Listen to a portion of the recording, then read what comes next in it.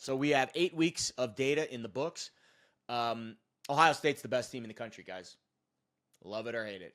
Don't really care if you hate it because it's the truth, and I only tell truth on this show. Hands down, Ohio State's the best team in the country. I don't care how good Julian Sayin is. Now, is he going to win the Heisman? No, he definitely should not win the Heisman. We'll get to that in a minute with Heisman predictions. But Ohio State is 100% the best team in the NFL. They might be able to beat some NFL teams. Just kidding. The best team in college football. I've got Alabama second.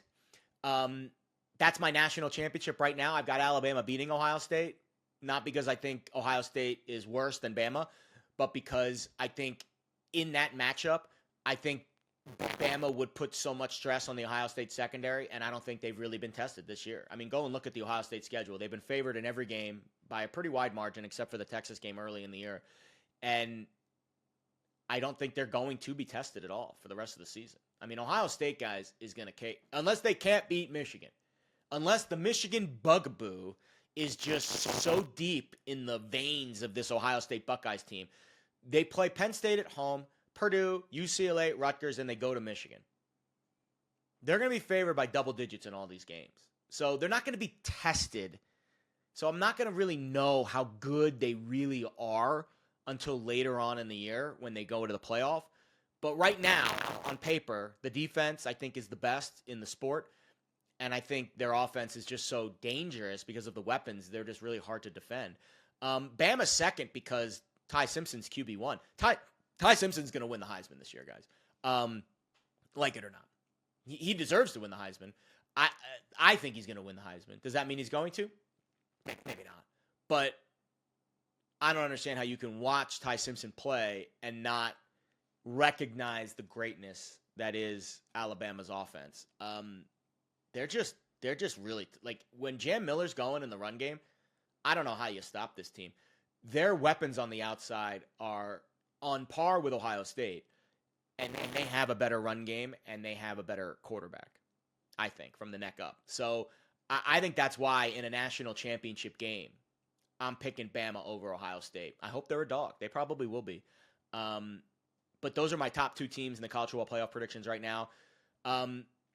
The next 6 teams are all SEC Big Ten at-larges, right? Like, I don't have my ACC champion now that Miami lost to Louisville. Woof. I don't have my ACC champion in the top 8. I think Georgia Tech is going to, right now, on track to be the best team in the ACC. But they're going to lose to Georgia probably in that last game, and they're not going to be in the top 8 of the rankings. I think they're, 9, 10, 11, 12, somewhere in that range, probably 9 or 10. But I have Indiana, Georgia, A&M, Oregon, Ole Miss, Notre Dame in my top 8. I think Notre Dame's legit, guys. I think the defense, I think C.J. Carr is slowly improving every week. And you saw what happened when they finally unleashed Jeremiah Love and Jadarian Price. To be fair, I don't know what D'Anton Lynn was thinking in that game. The USC defense, their defensive coordinator, D'Anton Lynn, stubborn as an ox. I mean, they played 2 deep safeties the whole freaking game. They did not adjust once to move a safety into the box and try to take away the run game. They just let Jeremiah Love go off for 200 yards. They just allowed it to happen with no adjustment. It killed my C.J. Carr passing yards prop because I'm sure Notre Dame and Mike Denbrock are like, you're getting a light box. Just keep running it. That's what I would have done. I would not have allowed Notre Dame to beat me on the ground. I would have made C.J. Carr in the rain throw it over my head. That's how I would have played that game defensively. But I'm not the defensive coordinator for USC. Nice win, nice cover for Notre Dame. I think they're a top 8 team. I think they're going to run the table the rest of the way, and I think they're going to be back in the playoff. Ole Miss, I think, is a very different team at home than they are on the road. I still think they're going to get into the playoff because I do think their schedule is relatively favorable, right? They go to Oklahoma next week. Big game. They got to win that game. But Mateer's still banged up, and we'll see how their defense. That'll be a fun matchup, actually, Oklahoma's defense against Ole Miss offense. Then it's South Carolina, Citadel, Florida, Mississippi State. Like, even if they drop that game to Oklahoma and they go 10-2, I still think they're a playoff team. They might even go to the SEC championship game. We'll see how the Alabama-Georgia situation shakes out. A&M's got a really tough stretch coming up. LSU, Mizzou, both on the road, and then they go to Texas their last week. So A&M was undefeated. I could see them dropping a couple games, but right now you got to give credit. A&M looks like a top 5 team right now with Mike Elko. Honestly, they look like a top 5 team. Georgia looks like a top 5 team. A&M looks like a top 5 team. Indiana looks like a top 5 team. I think right now, frankly though, I would draw a line after Georgia. I would say there are 4 elite teams in the country: Ohio State, Alabama, Indiana, Georgia. I would be willing to take those 4, and I'll give you the field. And I feel like I've got the national championship in my corner. I just think with Indiana, I mean, Kurt Cignetti, goodness gracious, couldn't get me the cover over the weekend. But, after signing the big extension, he should give Penn State and James Franklin some royalties for that one because he leveraged that to the max. Went out and got business, took care of business against Michigan State.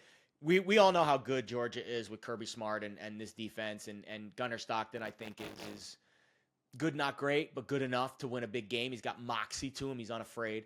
And, of course, I just told you why Alabama and Ohio State are so good. So I draw the line right there. Ohio State, Bama, Indiana, Georgia. I would draw a line after that. I think everyone above that line. I think those are your top 4 teams in the country.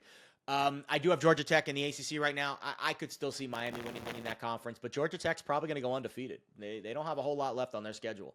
So Georgia Tech's probably going to be in the ACC championship game. The only question is who's going to be that other team. Is it going to be Miami? Right? The ACC might be playing their way out of a second bid. I mean, I'll be honest. I don't trust Virginia as far as I can throw them. Miami just lost to Louisville. So there is a world. There is a world where Georgia Tech runs the table, beats Miami in the ACC championship game, and that's it. Those are the only teams that make the college football playoff.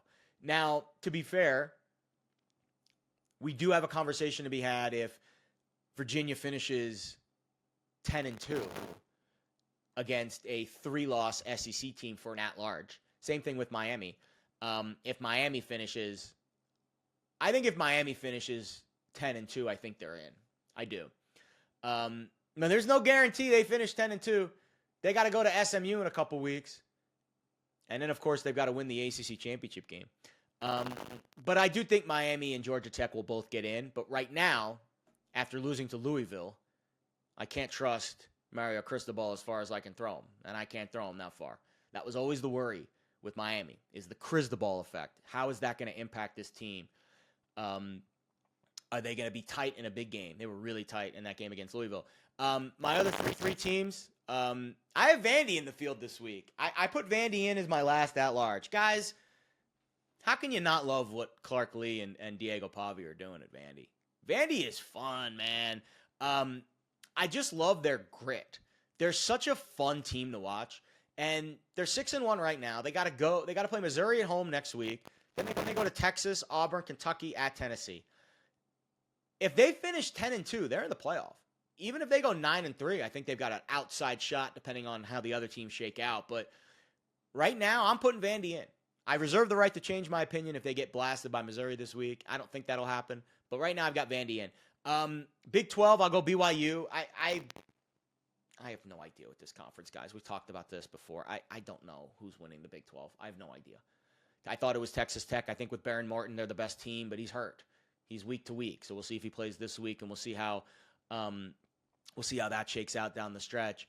And then, unfortunate, my Group of 5 team that was my Group of 5 team all year, UNLV, kind of showed you their true colors, and I have to change my opinion on UNLV because the luck of Dan Mullen finally ran out. So I'll go USF. They look like the best Group of 5 team right now, but I'll be honest, I could absolutely see myself changing that opinion too. Because USF goes to Memphis, who just lost to UAB on Saturday. Horrible loss. Trent Dilfer gets fired. They promote. I forget who they promoted. It was another coach's son who got promoted. It was Chris Mortensen's son. The late Chris Mortensen, who worked for ESPN. His son got promoted to the interim job at UAB, and they won the freaking game over Memphis. They were a huge dog in that game.